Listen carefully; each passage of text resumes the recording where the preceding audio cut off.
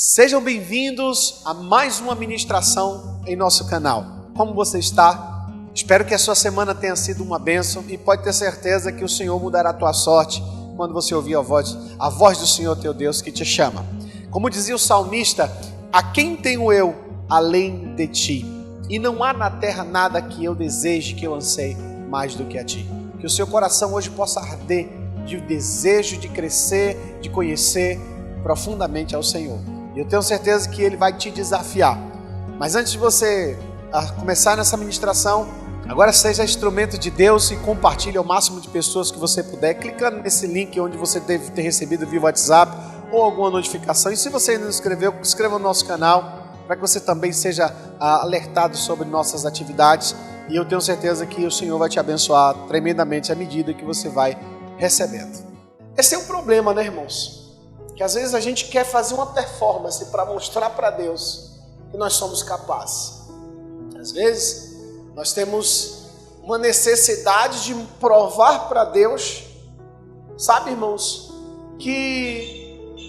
sabe quando você se compromete em orar uma hora, de repente você percebe que por falta de um relacionamento mais íntimo você não consegue nem chegar a barreira dos 15 minutos.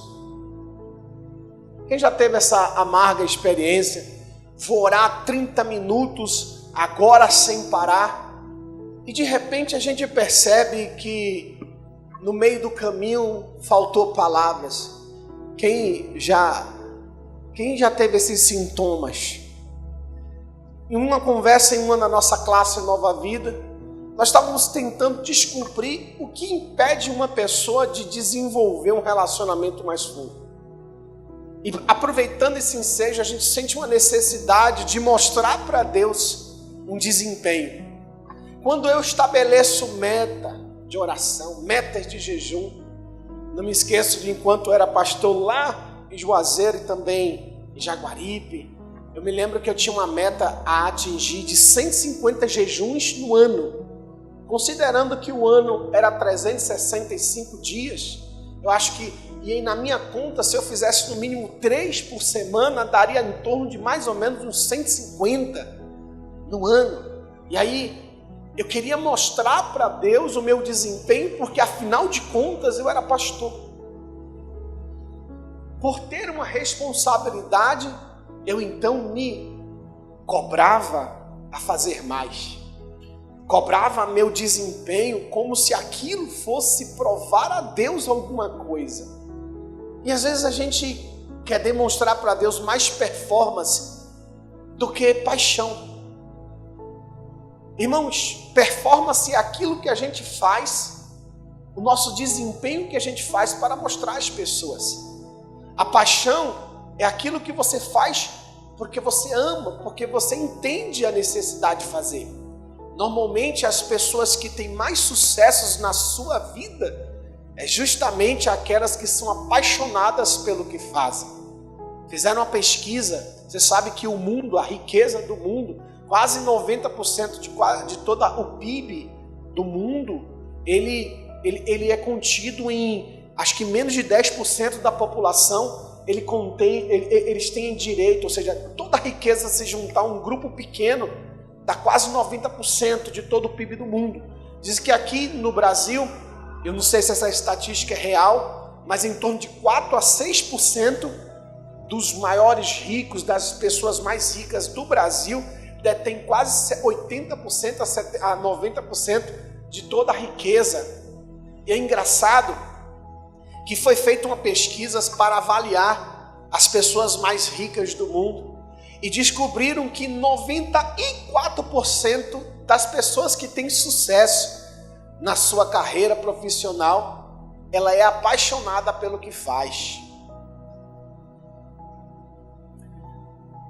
Às vezes nós queremos muito resultado, quando Deus está muito buscando paixão.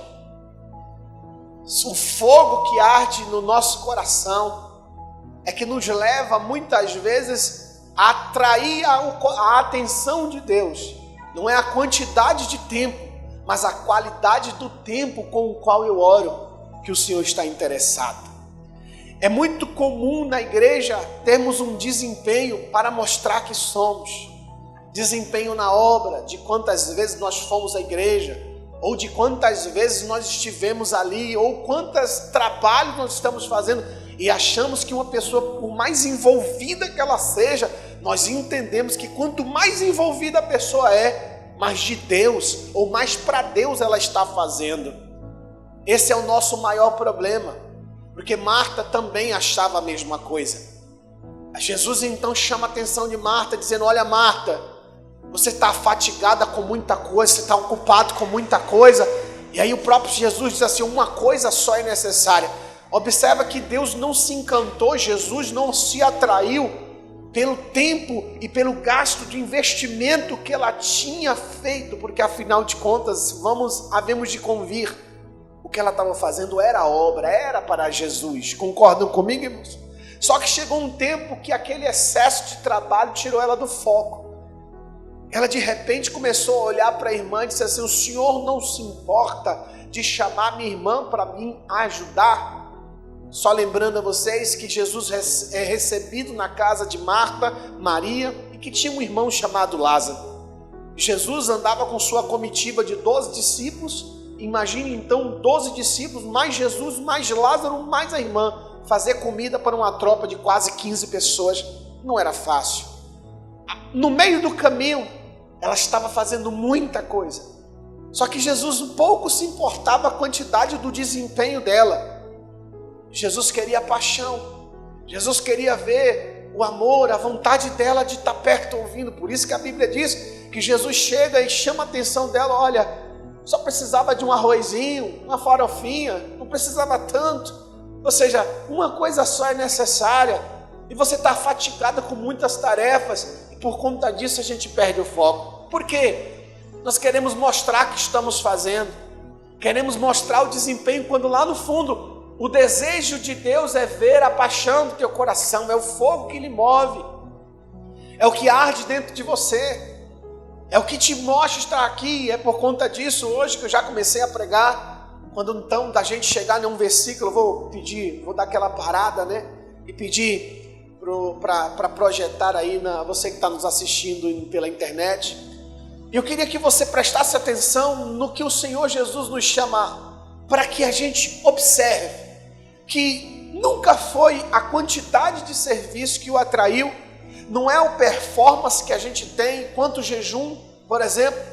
Quem às vezes já jejuou mais de 12 horas? Levanta a mãozinha. Quem jejuou um dia, pastor, um dia sem comer, sem beber, ou então somente comendo, sem comer, só bebendo água? Alguém já chegou a esse nível de sacrifício? Por que às vezes a gente sacrifica tanto? O mundo nos ensina que para chamar a atenção de Deus, eles têm que se sacrificar, até mesmo no corpo. Eu me lembro quando eu estava em Juazeiro, que existia, quando era na época lá no mês de abril, salvo engano, passeia um pessoal com capuz na cabeça e um vestido de branco, e eles pegavam um estilhaço e começavam a fazer assim, cantando, rezando, andando pela cidade inteira, descalço, e batendo no corpo desse jeito. E aquilo me chamava a atenção, porque eles saíam meia-noite, não era menos de meia-noite, rodando a cidade, um grupo de homens, e batendo, e eu a primeira vez fiquei assustado, disse: não, pastor, isso é comum aqui, sempre nessa época. E eu fiquei: nossa Deus, ao nível de sacrifício, ao nível de martírio. E às vezes a gente não entende, queridos, ou acha que Deus, a gente consegue prender a atenção dele pelo desempenho que nós temos, porque a nossa mente é programada para ter resultado. A gente mede, por exemplo, o nível de santidade, o nível de vida com Deus de uma pessoa pela quantidade de dons que ela exerce. Nunca foi isso. A gente mede o nível de comprometimento da pessoa pelo quanto ela faz, porque o mundo nos ensina isso, que para Deus, que para na empresa você ter sucesso, você precisa de uma performance, você precisa mostrar números, você precisa mostrar que deu certo. Em Deus, a sua maior performance tem que ser no seu relacionamento com Ele. Não, queridos, que eu preciso, pastor, mas como é que quanto mais o meu relacionamento aumenta com Deus, eu também aumento meu desempenho? Exato, porque o Senhor quer a sua motivação nele. Ou seja, o que eu faço tem que ser para Ele, por Ele, porque dele, por Ele, para Ele são todas as coisas. É quando eu entendo que estar aqui não tem que ser um dever, mas um prazer. Que quando eu canto, quando eu adoro, quando eu oro, quando eu leio a Bíblia, quando eu estou aqui, é a minha paixão que me move.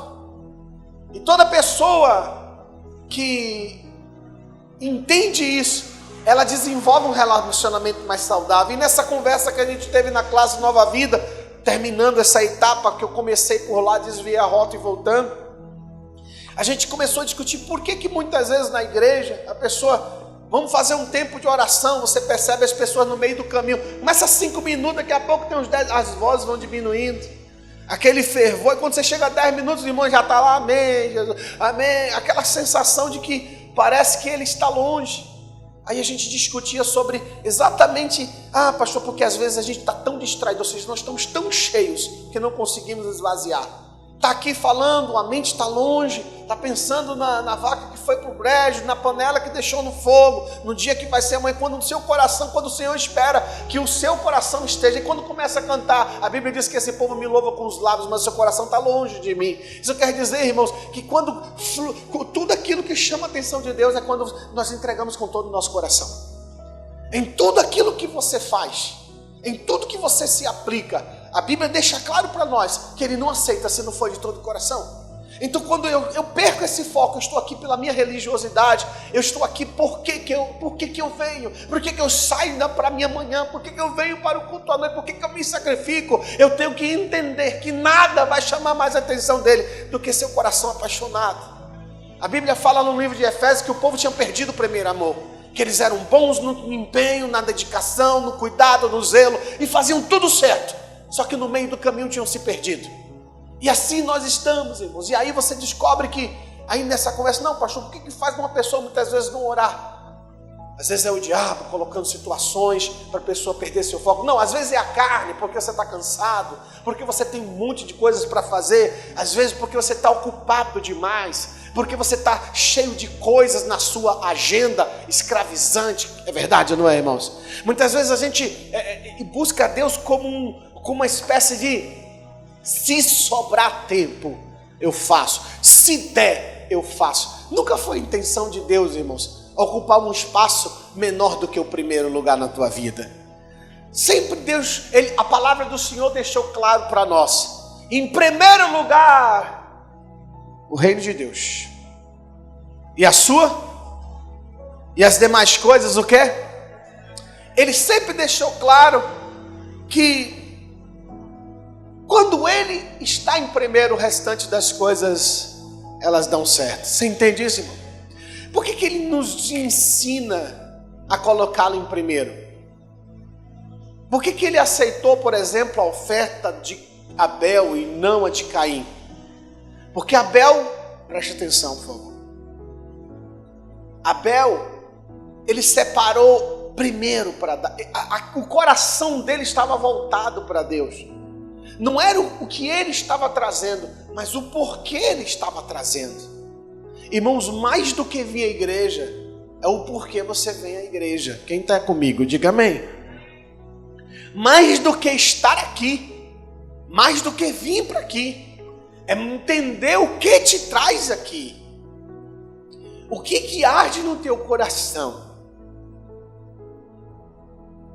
Quero que você pense comigo um pouquinho antes de ler um texto. Que às vezes nós estamos então querendo mostrar resultado. Queremos então mostrar performance. Quando lá no fundo o Senhor quer que a gente se quebrante. A Bíblia diz que Deus nunca despreza um homem cujo coração é quebrantado. Que o Senhor nunca despreza um coração contrito. E que Ele nunca despreza uma oração que é feita com todo o coração. Se não for intenso para Deus, se não for de dentro, para Deus não serve. Eu vou repetir de novo. É capaz de você vir aqui à toa. E normalmente quando não é intenso, você volta vazio. É por isso que você nota alguns recebendo, outros não. É a intensidade do coração, é a paixão pela qual te move estar aqui, que mede o quanto você recebe. E outra, normalmente você não recebe nada de Deus sem dar. Eu só tenho 100% de Deus sem doar 100% para Deus. À medida que eu me entrego, que eu me permito, é a medida que Ele me mede para que Ele se revele. É da intenção, é do coração de Deus, é da vontade dEle que o homem o conheça. A Bíblia diz que teve um homem que não só o conheceu, mas andava com ele de uma forma tão intensa, lá em 5, versículo, salvo engano, a partir do 24 do livro de Gênesis, que a Bíblia diz que Enoque andou com Deus. Oh, irmãos, diz lá, e Enoque andou, 5:24, andou Enoque com Deus, e não já se viu, porquanto Deus o tomou para si. Eu vou repetir essa frase, e Enoque andou com Deus, repete comigo. Não foi Deus que andou com ele. Foi Enoque que quis andar com ele, Deus.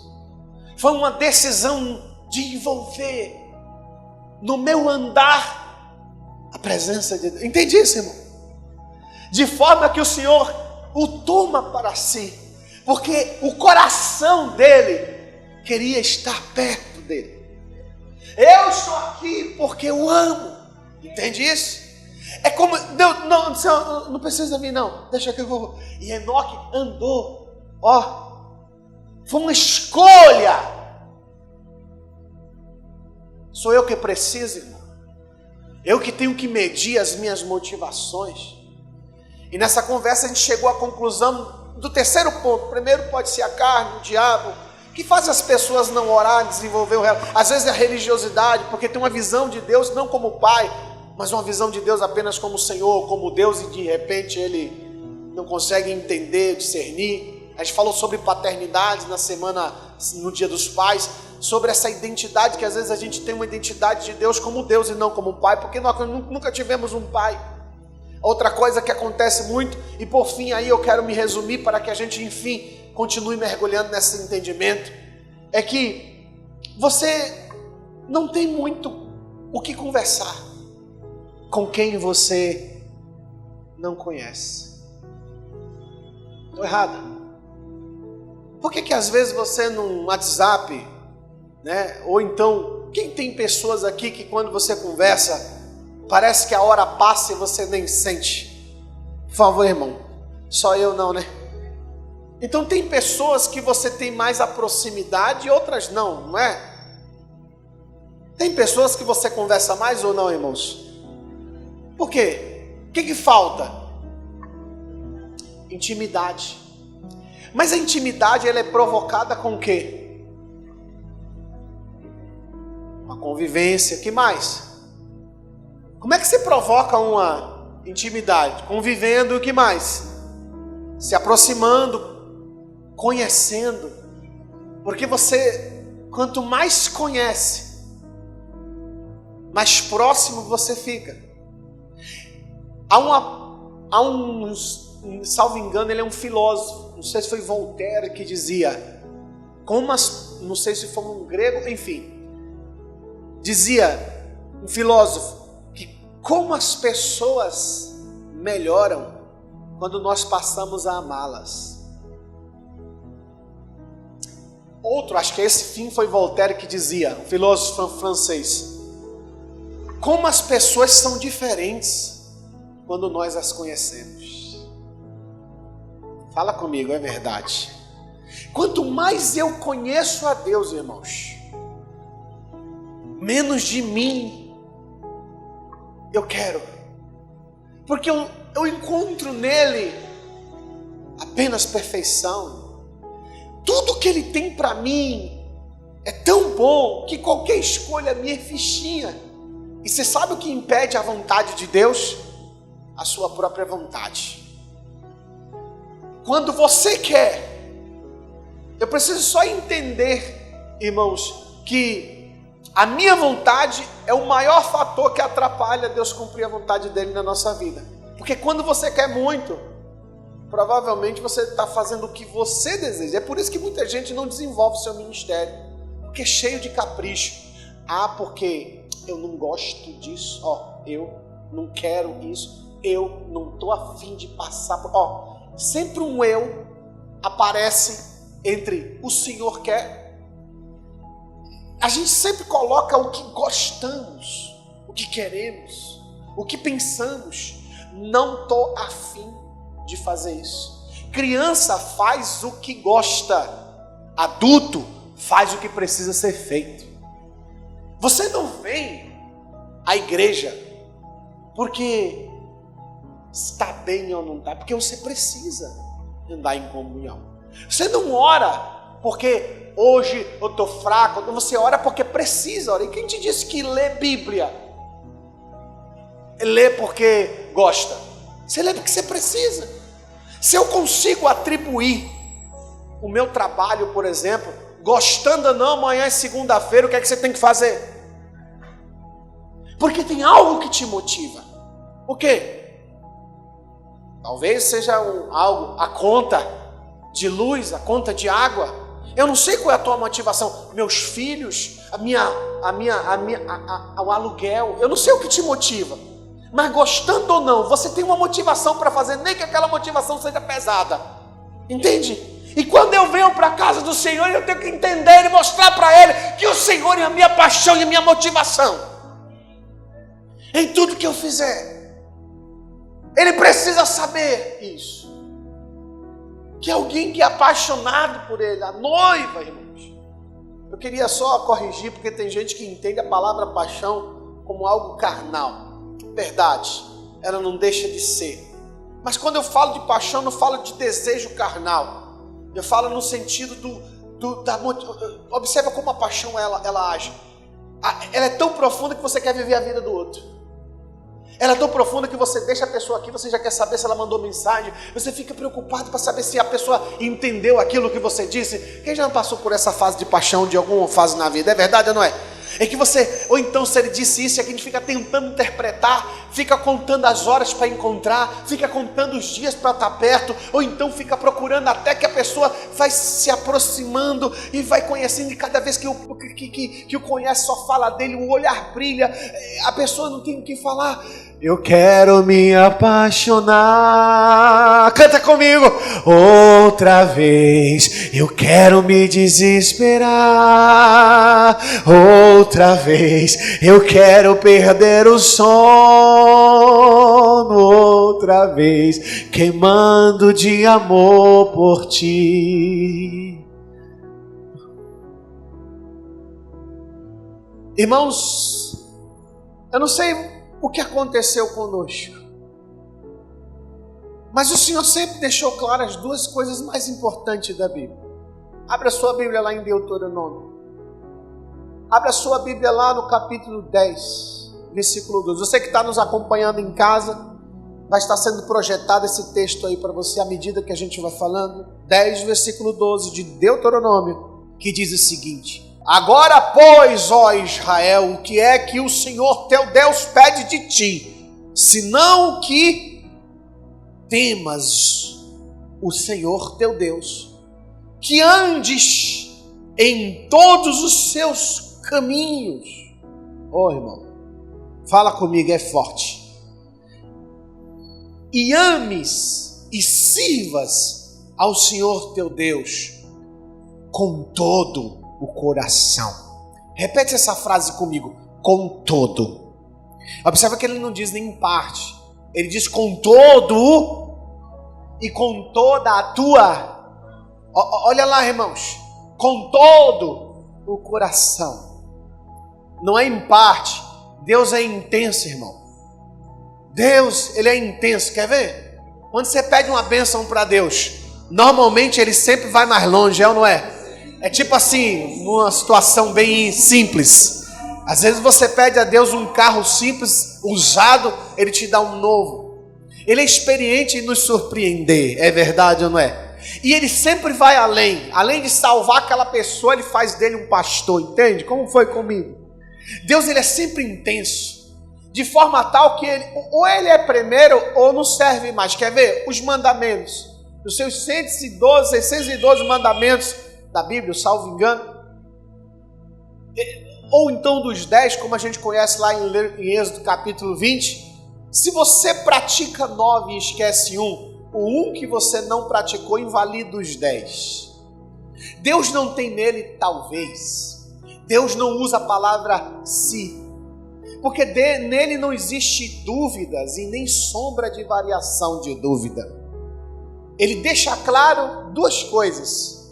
Abra sua Bíblia lá em Deuteronômio 11, 26 e depois marca aí, deixa marcadinho aí. Você está projetando também no seu texto. Passa aí uma página para você acompanhar o verso 26 que diz assim: eis que hoje eu ponho diante de vós o quê? A bênção e a... Aí ele explica melhor no 27. A bênção quando ouvirdes a voz do Senhor teu Deus, os mandamentos do Senhor vosso Deus que hoje eu vos mando. Agora a maldição, versículo 28, se não ouvirdes os mandamentos do Senhor vosso Deus, e vos desviardes do caminho que hoje eu vos ordeno para seguirdes outros deuses que não conhecem. Observe que Deus diz sim, a bênção ela só vem com a... Irmãos, vocês acabaram de ler. A bênção vem com a obediência. Ele não diz assim, que tem chance de você ser abençoado em parte e outras não. Aí ele diz, quando é que a bênção vem? Quando você ouve, quando você pratica e obedece os mandamentos. Ele não abre margem para praticar em parte. A palavra bênção significa favor. O favor do Senhor é contigo. Sabe aquela pessoa que tudo que empreende o Senhor o abençoa? As coisas dão certo, mesmo com dificuldades, como José. José era preso. A bênção do Senhor estava na prisão com ele. José foi acusado. A bênção do Senhor estava com ele. Não é o lugar, irmãos. Não é a geografia que te fará prosperar. É o favor do Senhor sobre a sua vida. Então você não precisa, para prosperar, mudar de emprego, mudar de cidade, mudar de bairro. Claro que tem coisas que influenciam, mas em via de regra, se você olhar a história de Abraão e Ló, ele diz, olha, se tu for, os pastores de Ló estavam brigando com os pastores de Abraão, por causa das ovelhas, não tinha demarcação. O que foi que ele disse? Se tu for para a direita, eu vou para a esquerda, se tu for para o norte, eu vou para o sul. E tu escolhe, e pouco importava a escolha dele, porque Abraão entendia que a prosperidade não estava no local. Ló achou então as Campinas Verdes e depois foi para Sodoma e Gomorra. E aí você já conhece a história, enquanto Abraão não conta que era Campina Verde. Ele ficou lá como nômade naquela situação, mas a Bíblia diz que o favor não estava no local. É tolo achar que a bênção vai vir de pessoas, irmãos. Porque eu falei com o prefeito, porque eu tenho amizade com o assessor, é porque fulano vai arranjar uma vaga em determinado lugar e Deus vai me tirar desse vale. Ô irmão, eu prefiro estar no vale com ele, de que no monte, na prosperidade, acima dele sem vê-lo. Salomão já dizia que Deus não me faça rico o suficiente para que eu não me esqueça de ti, todavia não me deixe pobre o suficiente para murmurar de ti. Então Deus fala que a bênção, irmãos, não é o favor, é a graça te acompanhando. Mesmo você não tendo tudo que você gostaria, tudo que tiver, sabe aquela coisa na tua vida que às vezes pode não parecer dar certo, mas o Senhor de alguma forma te honra. Isso é o favor dele sobre mim e sobre você. Quem entende isso? Mas isso não é acessado porque você vai num culto e recebe a bênção, ou que alguém ora por você. A bênção não vem porque alguém ora. Vou repetir, a bênção não vem porque alguém ora. Ela vem por conta da obediência. Não existe outro critério bíblico para você ser abençoado, se não for pela obediência. E ele diz de igual forma, a maldição também. Se você quer desobedecer, não tem outro caminho, não existe um talvez em Deus. Deus, ele é intenso. Ele quer que você entenda isso, que ele te quer por inteiro, irmão.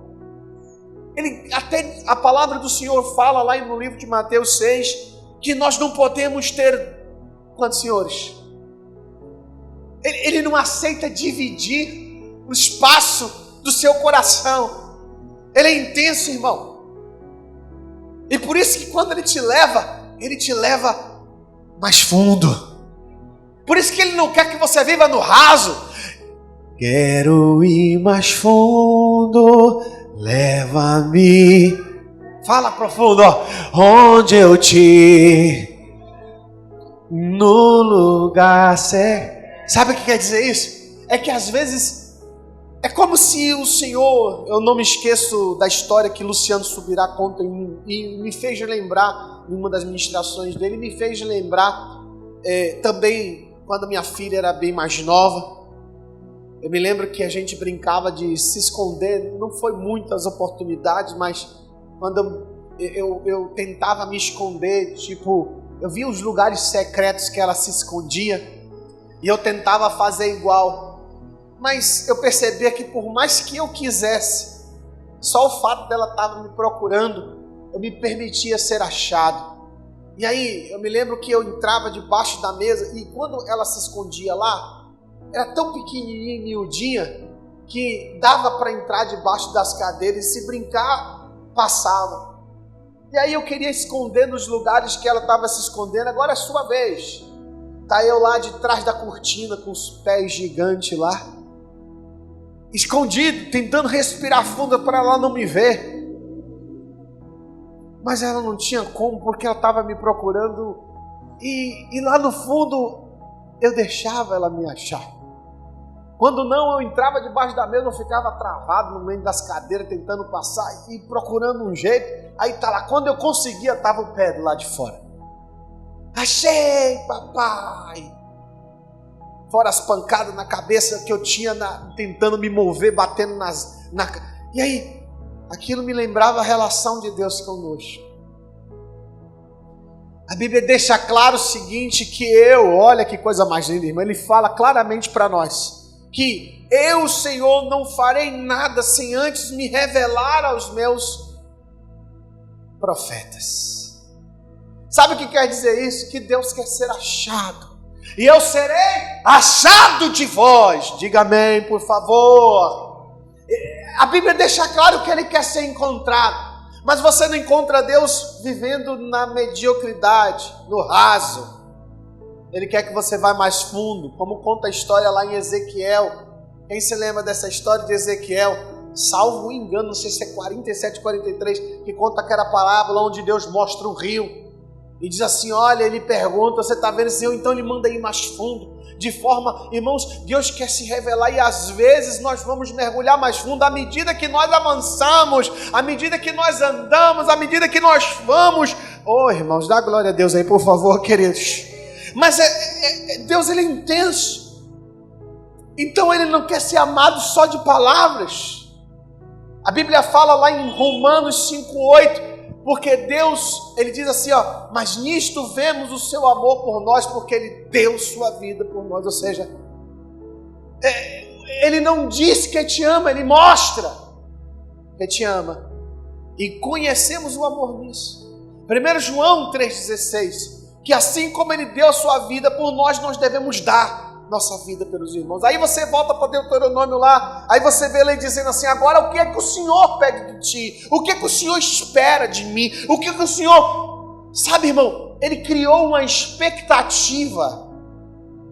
Vou repetir. Deus criou em mim uma expectativa. O que é isso? O que Deus está esperando de você? Pastor, eu sempre orei pedindo, Deus me revela a tua vontade. Lê a Bíblia, irmão. Aí você vai descobrir que o que você quer é justamente conhecê-lo, porque se você conhecesse antes, entenderia que nunca foi pela bênção, é muito pelo abençoador. Ele não quer te dar a salvação, ele quer que você tenha ele como seu salvador, entende? Não é ter o que ele faz, é ter quem ele é. Oh, glória! Não adoro pelo que ele faz, eu adoro. Haja o que houver. Aí a gente volta para o texto que diz assim, ó, porque o que ele pede de ti? Que você o tema, ou seja, respeite-o, coloque ele no lugar, que andes em todos os seus caminhos, ame, sirva o Senhor teu Deus com 2 critérios: com todo.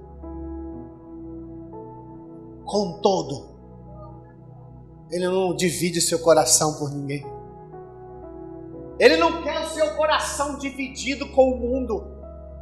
Ele não quer o seu coração dividido com outras coisas. Ele não quer o seu coração, irmão. A Bíblia diz que a pessoa cujo coração é dobre, ele não prospera em nada. Irmãos, eu não posso ser de Deus só um pouco. Ou você é todo dele, ou só um pouquinho ele não quer. É como um jovem rico, cujos critérios da vida do jovem rico era... Quem não queria um crente como um jovem rico? Jesus fala, ele pergunta para... O coração dele ainda queima por achar uma resposta.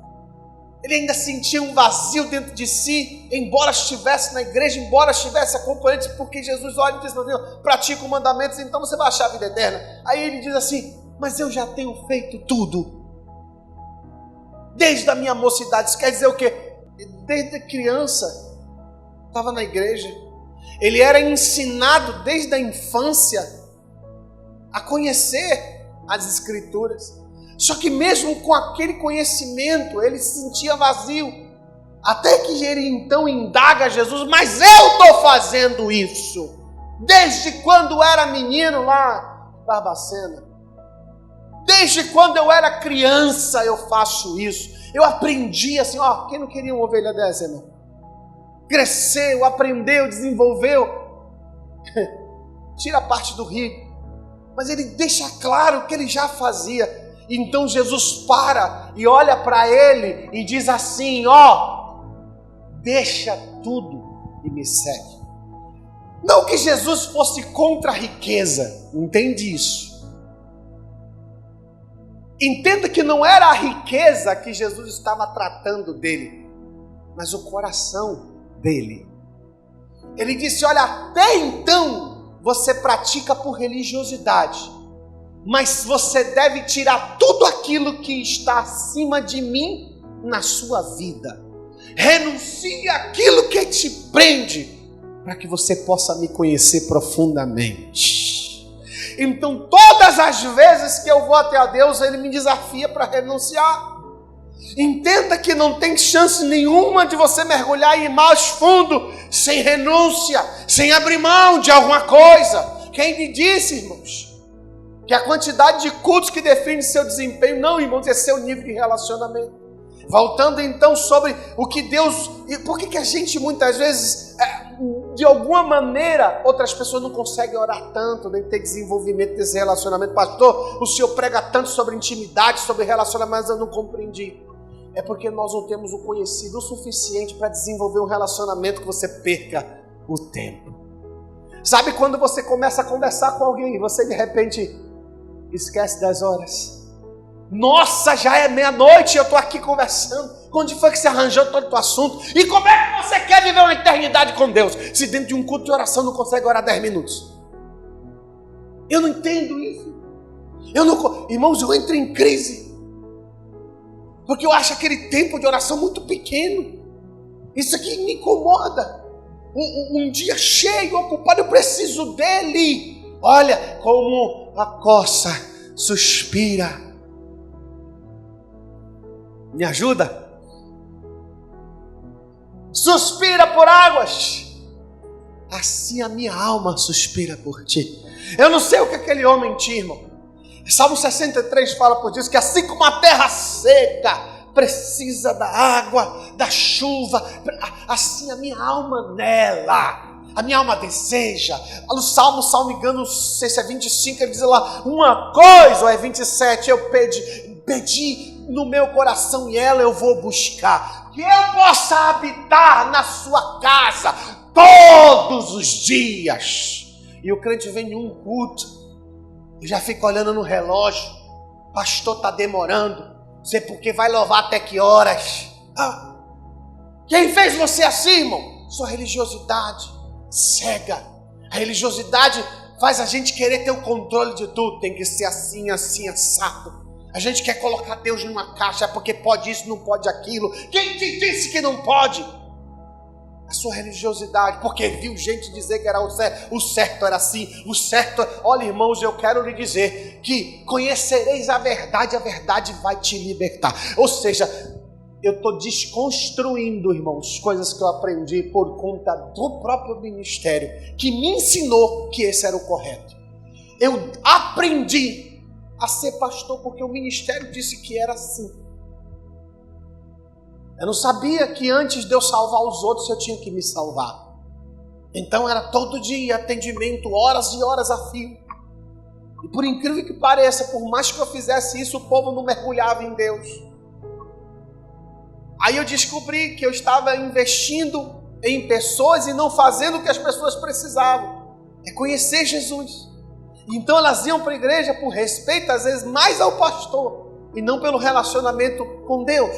Não pelo desejo, pelo fogo, pela vontade de estar lá. E aí eu descobri que o povo não estava em Deus, estava no pastor. Porque no dia que não ligava, no dia que não mandava mensagem, no dia que não dava uma palavra de apoio, no dia que a pessoa não estava lá, irmãos, a pessoa desanimava, achava motivo para se entristecer, achava motivo para abandonar, achava motivo... Aí dizia aquela: pastor, eu amo muito o Senhor, mas... Quantas vezes eu já ouvi na minha vida? Eu respeito muito o Senhor, mas... Até que um dia que eu percebi que não era o meu reino, não era aquilo que o Senhor estava esperando de mim. Aí eu descobri que eu precisava salvar a mim mesmo, porque aquilo doía o coração. Se dedicar uma vida, ajudar, participar, estar nos momentos mais difíceis da vida de uma pessoa, orar por ela, carregá-la nas costas se preciso for, participar dos momentos mais difíceis. E na hora que você imagina: pastor, sinto muito, vou te deixar sozinho nessa jornada, sentir aquela sensação de rejeição, aquela sensação de desrespeito, aquela sensação de ingratidão, e eu me fechava. Que aí, Ó quem está falando. Uma pessoa ferida no altar. Uma pessoa que simplesmente não entendeu que estar aqui no altar é consequência e não obrigação. Porque alguém tinha colocado o título em mim. E o título pesa. Mas nenhum dos seus mandamentos me são pesados. Por que o título tem que pesar? Então para quem eu estou fazendo? Para dar resultado? À igreja que me nomeou? Ao pastor que me nomeou? Ou era para provar a Deus? A Bíblia diz lá no capítulo, no primeiro livro de Timóteo, diz: olha, que toda, acho que é 4, versículo 3, diz assim: que aquele que foi alistado para a guerra sofre, pois comigo nas aflições, como um bom soldado de Cristo.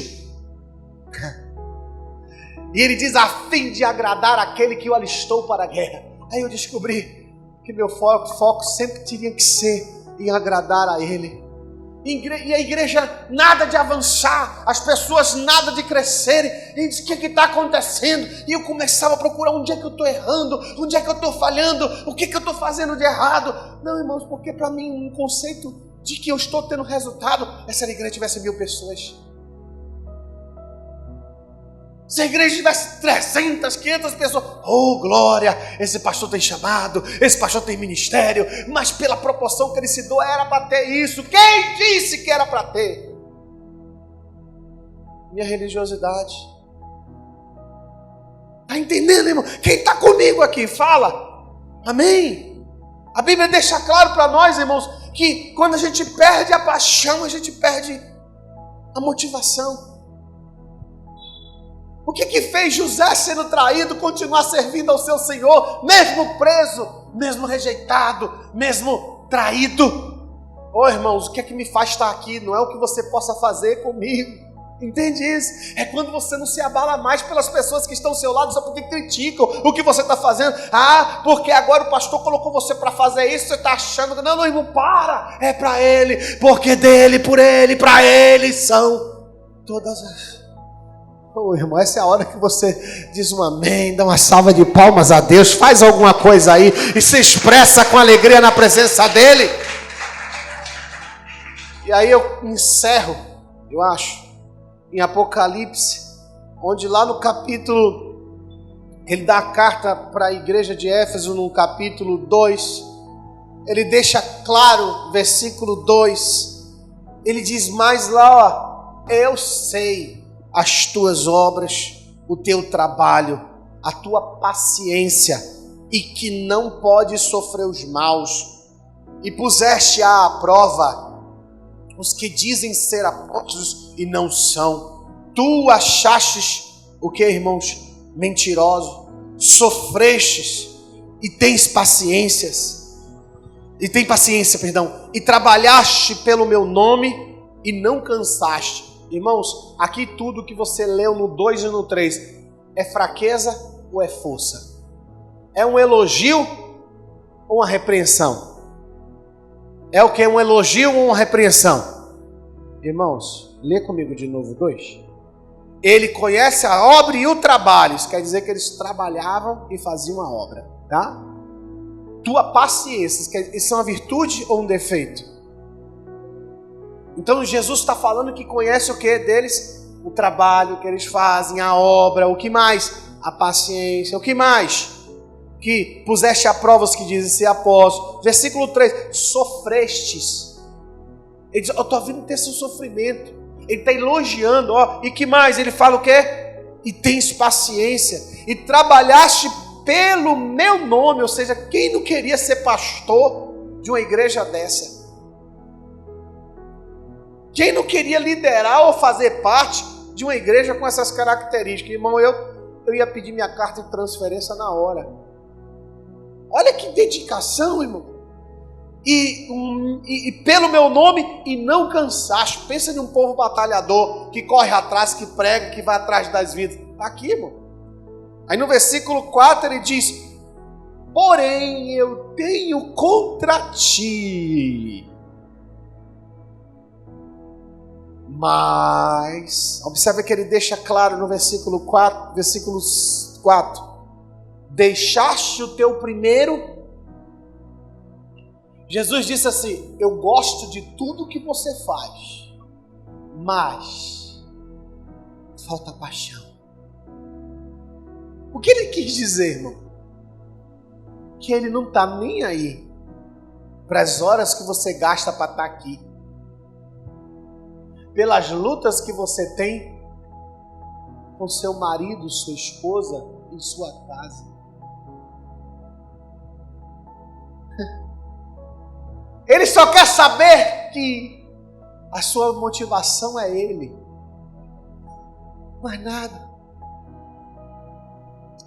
Pô, irmão, fala com... é forte. E diz mais, lembra-te então de onde caíste. Ou seja, como é que é possível a igreja dessa estar caída, irmão? Talvez você esteja enganado, irmão, com sua fé.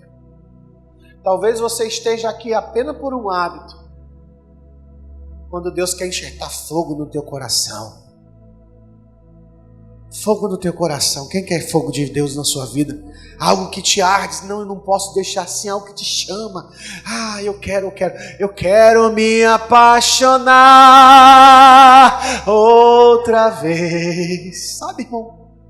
Avivamento é isso. É algo que te consome por dentro. Não é movimento, irmão. Avivamento nunca teve ligado a envolver,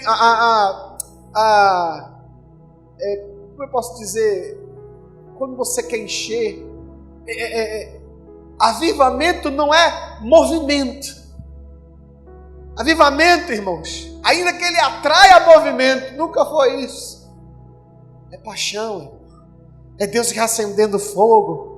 É você querendo ler a Bíblia de dia e de noite. É você querendo ficar com Ele só mais um pouco. É vigília, estou dentro. É o que? Culto de criança, estou dentro. Eu não sei. Em vez de deixar com que o desânimo da vida, porque Ele não te chamou para vencer o mundo, no mundo, Ele te chamou para vencer o mundo dentro de você. E aí eu encerro dizendo aqui, olha lá, que pratique as primeiras obras, quando não, brevemente a ti eu virei. Irmãos, Ele diz assim, sabe como é que você conserta isso, filho?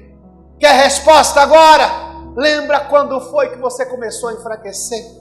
Lembra quando foi que eu não fui mais o teu foco? Foi o dinheiro que você começou a ganhar no trabalho? Porque você pediu emprego, mas para que você pediu? Se for para te afastar dele. Você pediu namorado, marido, esposa, e hoje você deixa ele ocupar o lugar que é meu. Irmãos, Ele não te quer Ele quer você por inteiro. Eu quero, Senhor, corresponder ao desejo do teu coração. Viva para ouvir a voz dele dizer: servo bom e fiel, foste fiel no pouco e no muito te colocarei. Não é a quantidade do que eu faço, porque aquela pessoa que levou 5 talentos, ou que levou 2 talentos, elas tiveram a mesma sentença. O Senhor disse: você vai participar comigo. Não era a quantidade, não era o resultado, era a intimidade que Ele esperava da sua igreja, de um relacionamento mais profundo. E essa é a pregação da sua vida e da minha vida. Tudo se resume nisso. Tudo se resume, não adianta, irmão, qualquer coisa que seja diferente disso não funciona. Irmãos, pratica isso e o resto vem. Eu estou em busca de um milagre, eu fui em busca Irmão, tem a bênção, mas eu prefiro ter o abençoador. Ele não vai dar. Qual é o pai que o filho pedindo pão vai dar uma pedra? Qual é o pai que o filho pedindo leite lhe dará uma cobra, uma serpente? Se o homem sendo mau lhe sabe dar coisas boas aos seus filhos, quem dirá o vosso pai que está no céu, se lhe pedir, vos dará o Espírito Santo. Isso quer dizer que Ele é abençoador, Ele vai te abençoar, mas não é este o foco. O milagre vai acontecer, mas não é este o foco, não é isso que Ele quer te atrair para Ele. Irmãos, há um fogo cerrado em meu peito, canta comigo, que não me dá descanso, eu não tenho descanso. Existe um fogo cerrado em meu peito, canta comigo.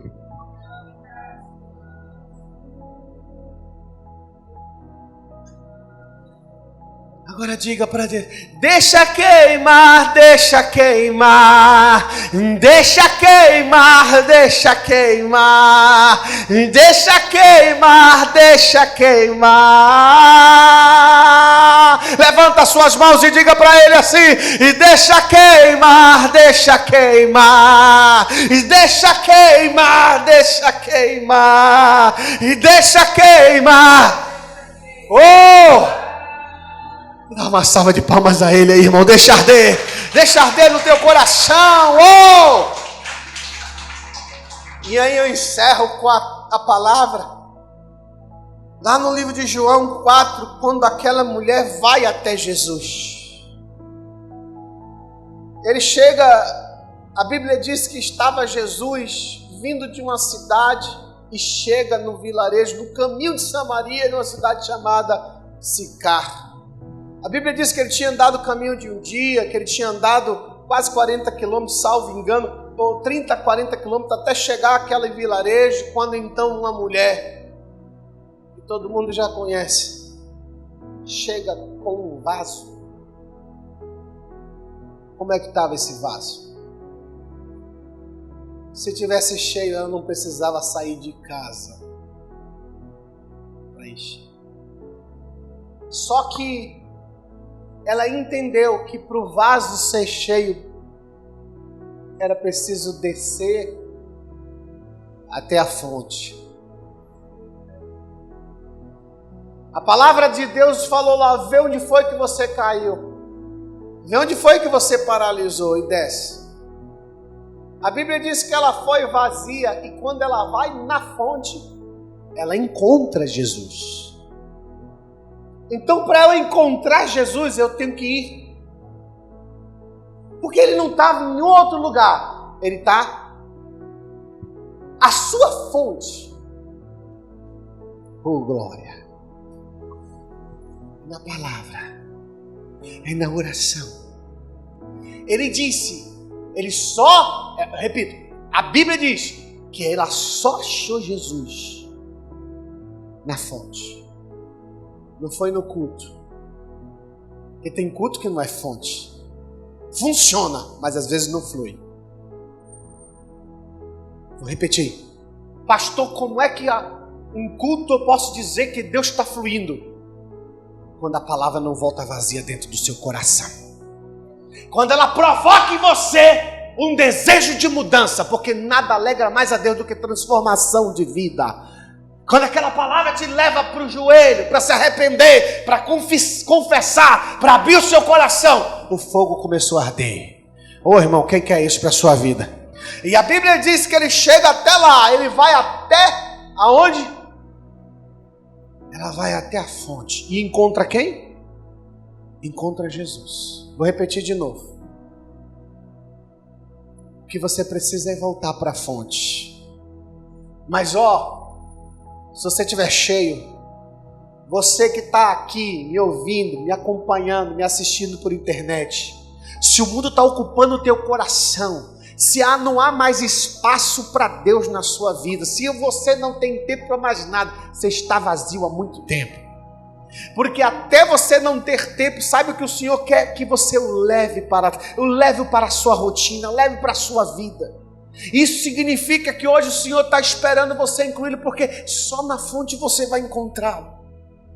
Irmãos, e quando você vai até a fonte e encontra Jesus, aquela mulher não voltou vazia. Glória a Deus, que palavra poderosa. Não se esquece que o resultado dessa palavra só depende de você. Quando ela acha espaço, a nossa vida se transforma. Obrigado por você ter ficado conosco até agora. E te convido a você passear aí em nossa playlist, nas nossas escolas, Escola de Profeta, Classe Nova Vida, também os nossos cultos online, nossas séries de desenvolvimento do ministério. E desafio você também a compartilhar e não deixar de se inscrever em nosso canal. Até a próxima. Deus te abençoe.